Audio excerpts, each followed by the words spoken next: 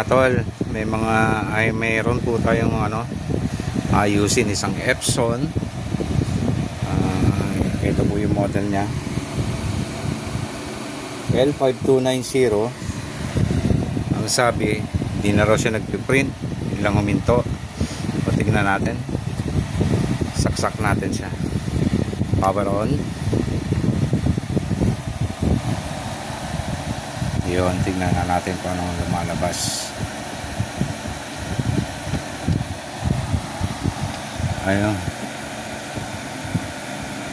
Ayun, the ink pad needs service, contact Epson. Pag ganitong problema po yung mga idol, huwag nyo na po yung gagalawin o kaya bubuksan. Ito para sa mga newbie lang, po. Isa lang po ang sira niyan, kinakailangan lang po i-reset yan sa computer. At tingnan natin, linisan nyo na rin pati yung niya.